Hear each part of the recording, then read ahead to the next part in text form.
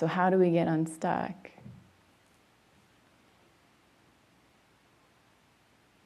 I'm smiling because that is beyond my pay grade.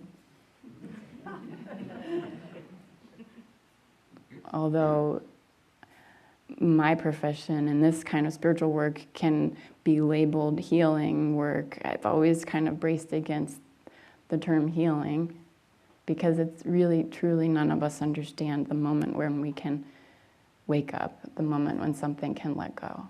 We can get really close to it. We can get really curious about what feels supportive to the system.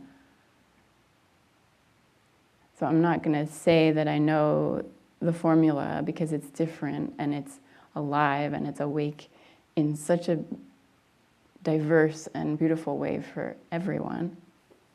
But I can say what it looks like.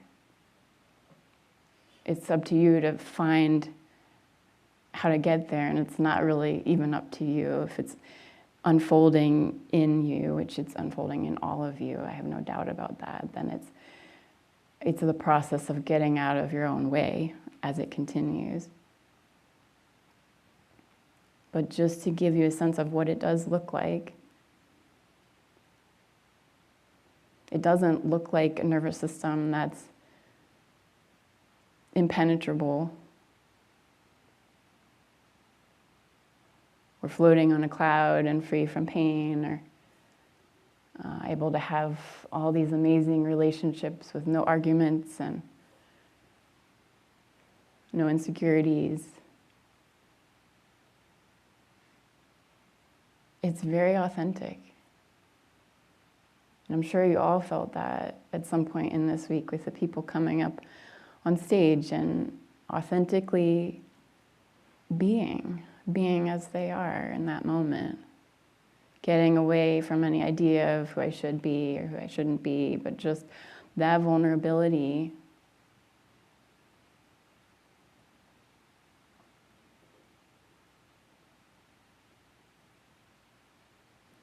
I work with people who might be under certain spiritual labels that I don't have an interest in putting on them, but let's just say they've kind of had a path of seeking and are found what they are searching for.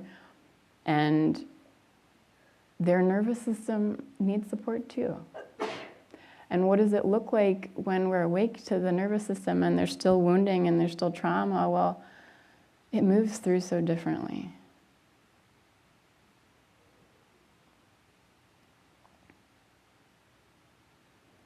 It doesn't make it less intense, and in many ways it can feel much more intense. But there's almost a friendship with it, like a meeting it, less fear of it, if you want to put it that way, though that's a little misleading. But there's a freedom in just knowing that, oh, here she is again.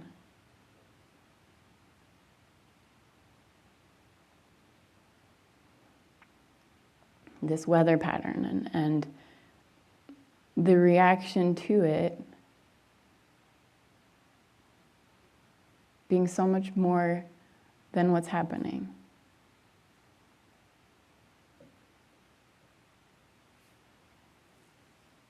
That unconditional security with insecurity creates this kind of safety that allows the nervous system's fear of itself to step back and let whatever is passing through pass through.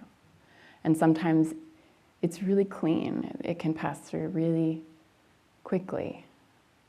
Other times it's much slower, like a flood that just takes its time to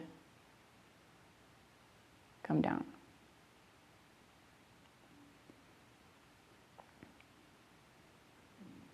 I was talking to somebody coming into this retreat about Halloween, and my 3-year-old son's exploration of monsters.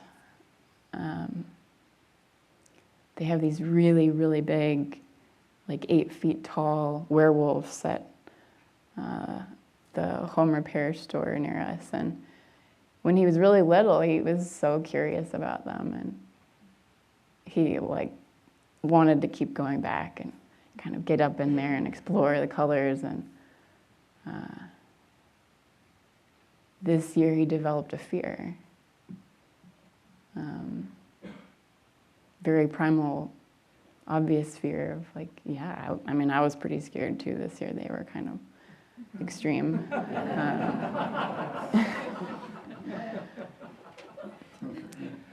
But he is so amazing in his emotional attunement that we start exploring, like, okay, well, what's the monster really? Like, what's he upset about? My son understands anger. So we started talking about, well, maybe he's hungry. Maybe he's lonely. Maybe he's tired of everybody running away from him, and that intensity is just really hard for the monster. And I could cry because I miss my son. And he got it. Like,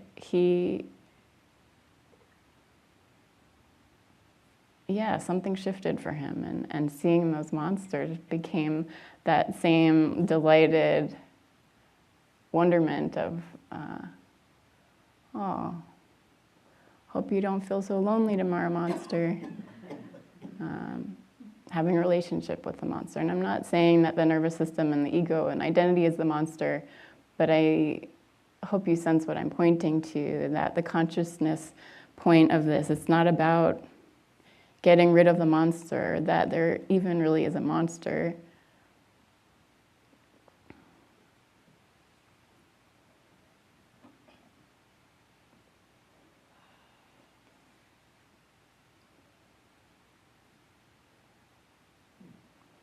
But that authenticity piece.